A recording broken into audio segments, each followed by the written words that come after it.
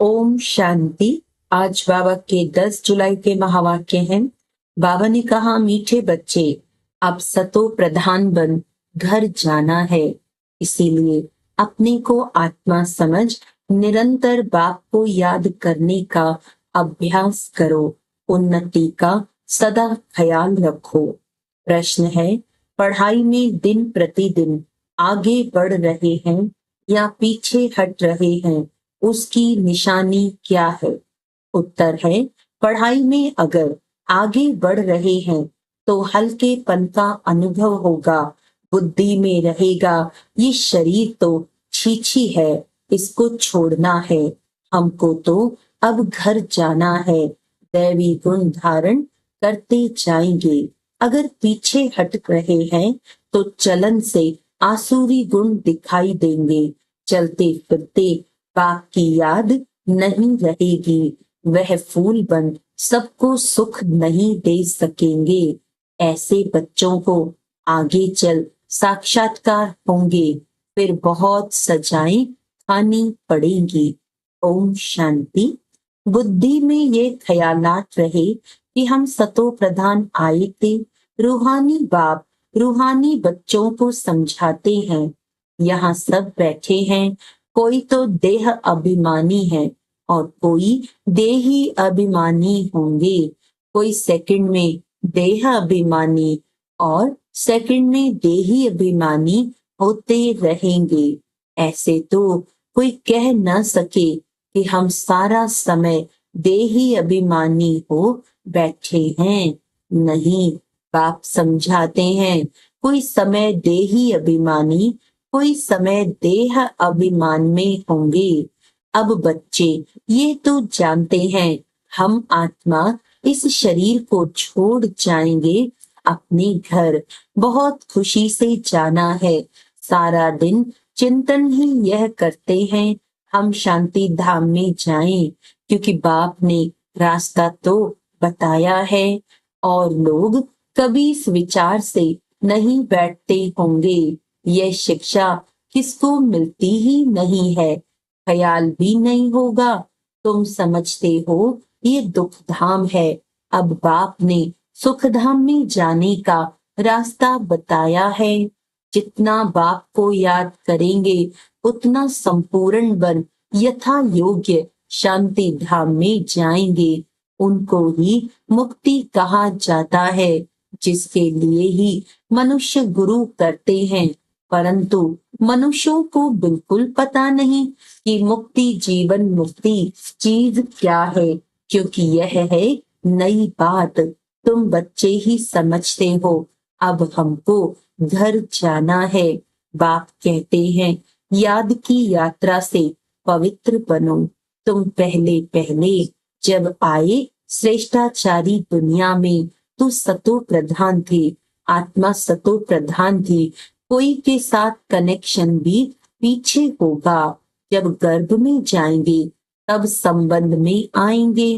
तुम जानते हो अभी यह हमारा अंतिम जन्म है। हमको वापस घर जाना है। पवित्र बनने बगैर हम जा नहीं सकेंगे। ऐसे ऐसे अंदर में बातें करनी चाहिए, क्योंकि बाप का फरमान है। उठते बैठते चलते फिरते बुद्धि में यही ख्यालात रहे कि हम सतो प्रधान आए थे, अब सतो प्रधान बनकर घर जाना है। सतो प्रधान बनना है बाप की याद से, क्योंकि बाप ही पतित पावन है। हम बच्चों को युक्ति बताते हैं कि तुम ऐसे पावन हो सकेंगे। सारी सृष्टि के आदि मध्य अंत को तो बाप ही जानते हैं और कोई अथॉरिटी है नहीं। बाप ही मनुष्य सृष्टि का बीज रूप है। भक्ति कहाँ तक चलती है यह भी बाप ने समझाया है। इतना समय ज्ञान मार्ग, इतना समय भक्ति, ये सारा ज्ञान अंदर में टपकना चाहिए। जैसे बाप की आत्मा में ज्ञान है, तुम्हारी आत्मा में भी ज्ञान है। शरीर द्वारा सुनते और सुनाते हैं। शरीर बिगर तो आत्मा बोल न सके, इसमें प्रेरणा व आकाशवाणी की बात होती नहीं।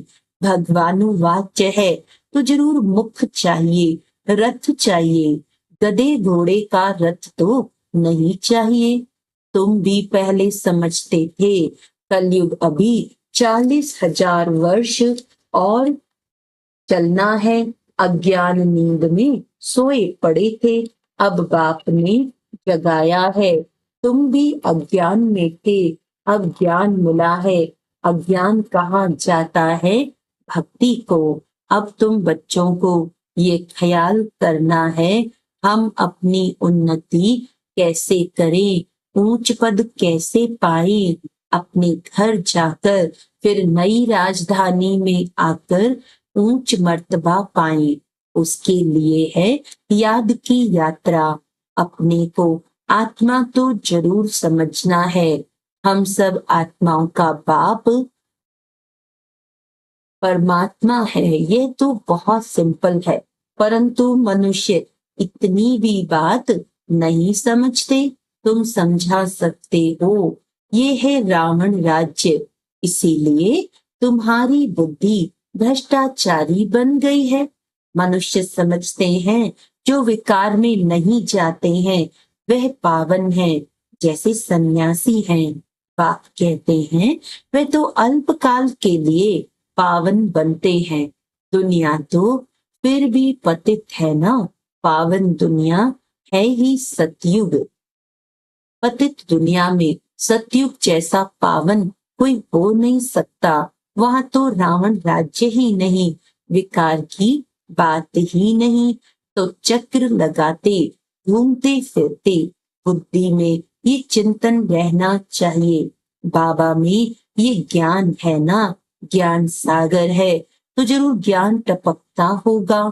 तुम भी ज्ञान सागर से निकली हुई नदियां हो, वह तो एवर सागर ही है, तुम एवर सागर नहीं हो। तुम बच्चे समझते हो हम निकली हुई, हम तो सब भाई भाई हैं। तुम बच्चे पढ़ते हो, वास्तव में नदियों आदि की बात नहीं। नदी कहने से गंगा जमुना आदि कह देते हैं। तुम अभी बेहद में खड़े हो। हम सब आत्माएं एक बाप के बच्चे भाई भाई हैं। अभी हमें वापस घर जाना है, जहां से आकर शरीर रूपी तख्त पर विराजमान होते हैं। बहुत छोटी आत्मा है, साक्षात्कार होने से समझ न सके। आत्मा निकलती है तो कभी कहते हैं माथे से निकली, आंखों से, मुख से निकली, मुख खुल जाता है। आत्मा शरीर छोड़ चली जाती है तो शरीर जड़ हो जाता है। ये ज्ञान है। स्टूडेंट की बुद्धि में सारा दिन पढ़ाई रहती है। तुम्हारी भी सारा दिन पढ़ाई के ही ख्यालात चलने चाहिए। अच्छे अच्छे स्टूडेंट के हाथ में सदैव कोई न कोई किताब रहती है, पढ़ते रहते हैं। बाप कहते हैं तुम्हारा ये अंतिम जन्म है, सारा चक्र लगाकर अंत में आए हो तो बुद्धि में यही सिमरन रहना चाहिए। धारणा कर औरों को समझाना चाहिए। कोई को तो धारणा होती ही नहीं। स्कूल में भी नंबरवार स्टूडेंट होते हैं, सब्जेक्ट भी बहुत होती हैं। यहाँ तो सब्जेक्ट एक ही है, देवता बनना है। यही पढ़ाई का चिंतन चलता रहे।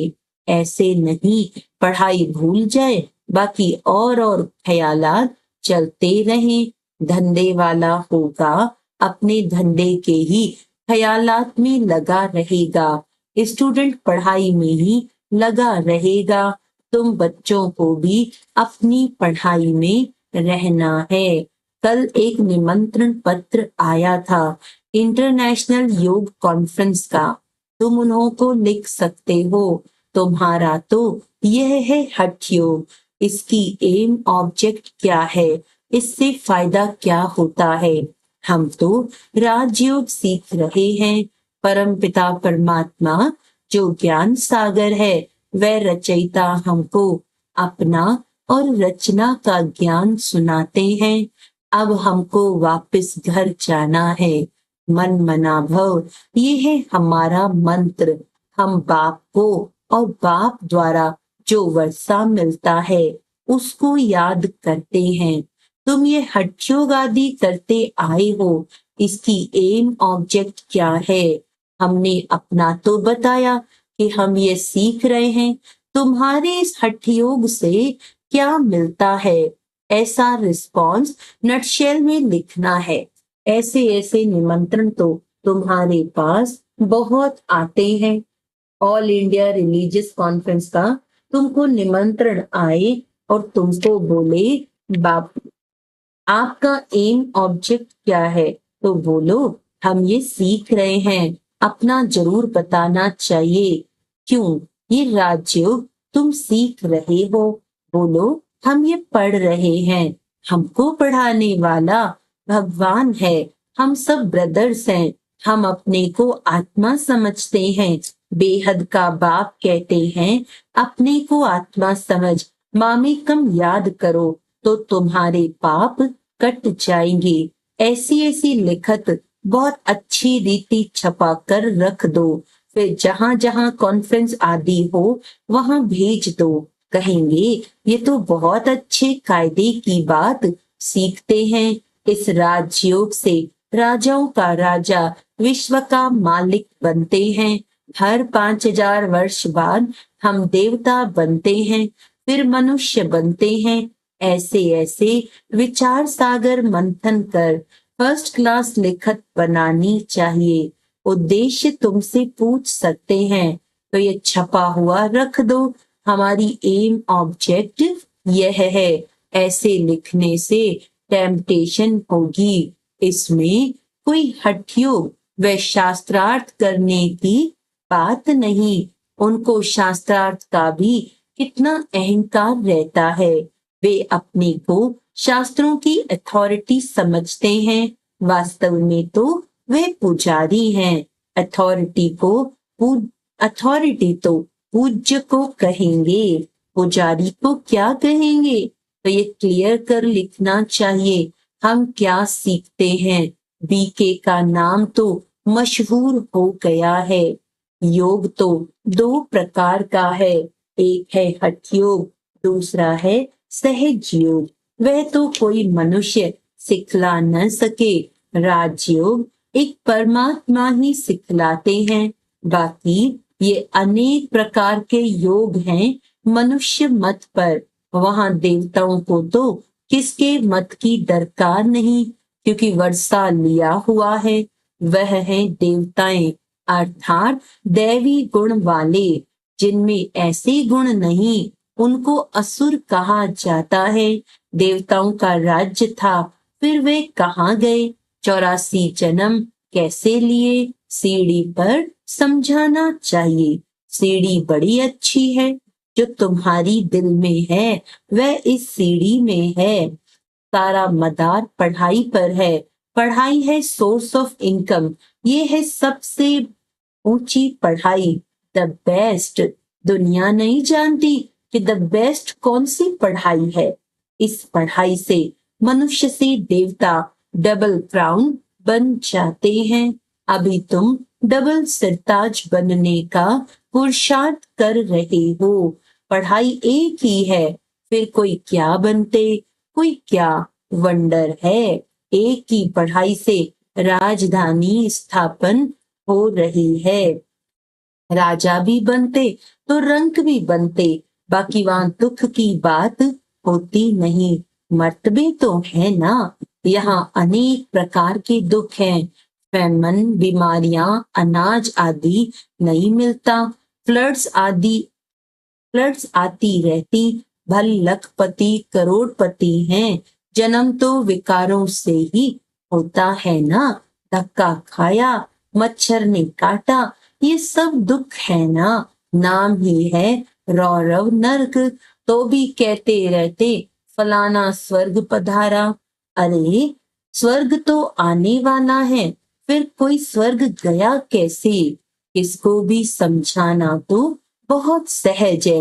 अब बाबा ने ऐसे यानी निबंध दिया है, लिखना बच्चों का काम है, धारणा होगी तो लिखेंगे भी। मुख्य बात बच्चों को समझाते हैं, अपने को आत्मा समझो, अब वापस जाना है।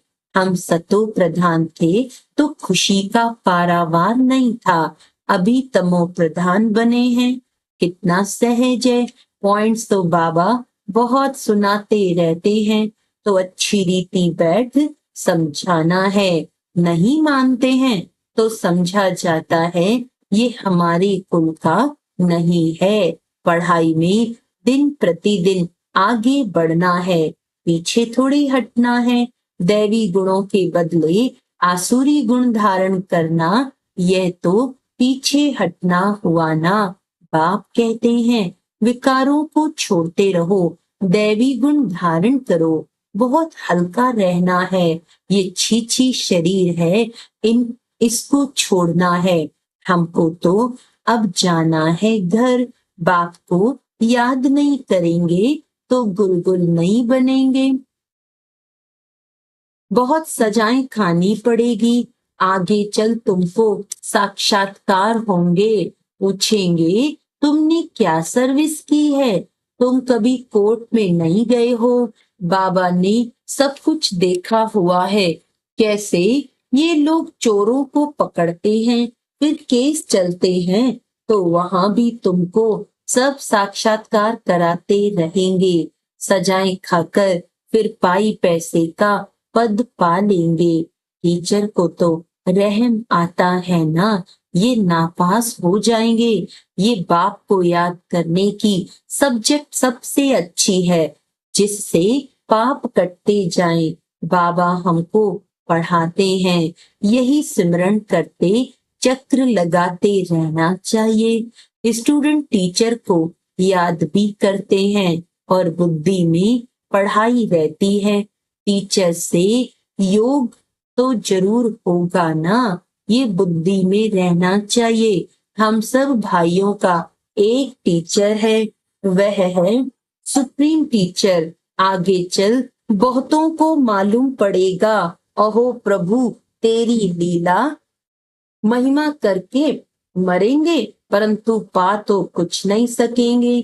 देह अभिमान में आने से ही उल्टे काम करते हैं, देही अभिमानी होने से अच्छा काम करेंगे। बाप कहते हैं अब तुम्हारी वानप्रस्थ अवस्था है, वापस जाना ही पड़ेगा। हिसाब किताब चुकतो कर सबको जाना है, चाहे या न चाहे जाना जरूर है। एक दिन ऐसा भी आएगा जो दुनिया बहुत खाली हो जाएगी, सिर्फ भारत ही रहेगा। आधा कल्प सिर्फ भारत ही होगा तो कितनी दुनिया खाली होगी। ऐसे ख्याल कोई की बुद्धि में नहीं होगा सिवाय तुम्हारे, फिर तो तुम्हारा कोई दुश्मन भी नहीं होगा। दुश्मन आते हैं क्यों? धन के पिछाड़ी। भारत में इतने मुसलमान और अंग्रेज क्यों आए? पैसा देखा, पैसे बहुत थे, अब नहीं है तो अब और कोई है नहीं। पैसे ले खाली कर गए, मनुष्य ये नहीं जानते। बाबा कहते हैं पैसा तो तुमने आपे ही खत्म कर दिया। ड्रामा प्लान अनुसार तुम्हें निश्चय है हम बेहद के बाप के पास आए हैं। कभी किसके ख्याल में भी नहीं होगा कि ये ईश्वरीय परिवार है। अच्छा, मीठे मीठे सिकिलदे बच्चों प्रति माता पिता बाप दादा का याद प्यार और गुड मॉर्निंग। रूहानी बाप की रूहानी बच्चों को नमस्ते। हम रूहानी बच्चों की रूहानी बाप दादा को याद प्यार गुड मॉर्निंग, नमस्ते नमस्ते नमस्ते जी। धारणा के लिए मुख्य सार है, चलते फिरते बुद्धि में पढ़ाई का चिंतन करना है। कोई भी कार्य करते बुद्धि में सदा ज्ञान टपकता रहे, यह द बेस्ट पढ़ाई है जिसे पढ़कर डबल क्राउन बनना है। अभ्यास करना है, हम आत्मा भाई भाई हैं। देह अभिमान में आने से उल्टे काम होते हैं। इसीलिए जितना हो सके देही अभिमानी रहना है। वरदान है, सत्यता की शक्ति द्वारा सदा खुशी में नाचने वाले शक्तिशाली महान आत्मा भव। कहा जाता है, सच तो बिठो नच। सच्चा अर्थात सत्यता की शक्ति वाला सदा नाचता रहेगा, कभी मुरझाएगा नहीं, उलझेगा नहीं, घबराएगा नहीं, कमजोर नहीं होगा। वह खुशी में सदा नाचता रहेगा, शक्तिशाली होगा, उसमें सामना करने की शक्ति होगी। सत्यता कभी हिलती नहीं है, अचल होती है। सत्य की नाव डोलती है लेकिन डूबती नहीं। तो सत्यता की शक्ति को धारण करने वाली आत्मा ही महान है। स्लोगन है, व्यस्त मन बुद्धि को सेकंड में स्टॉप कर लेना ही सर्वश्रेष्ठ अभ्यास है। अच्छा, आज का अव्यक्त इशारा है, कोई देहधारी दृष्टि से आपके सामने आए तो आप 1 सेकंड में उनकी दृष्टि को आत्मिक दृष्टि में परिवर्तन कर लो। कोई गिराने की वृत्ति से वह अपने संग दोष में लाने की दृष्टि से सामने आए तो आप उनको सदा श्रेष्ठ संग के आधार से संग दोष से निकाल श्रेष्ठ संग लगाने वाला बना दो। यही है परोपकार की भावना। अच्छा, ओम शांति।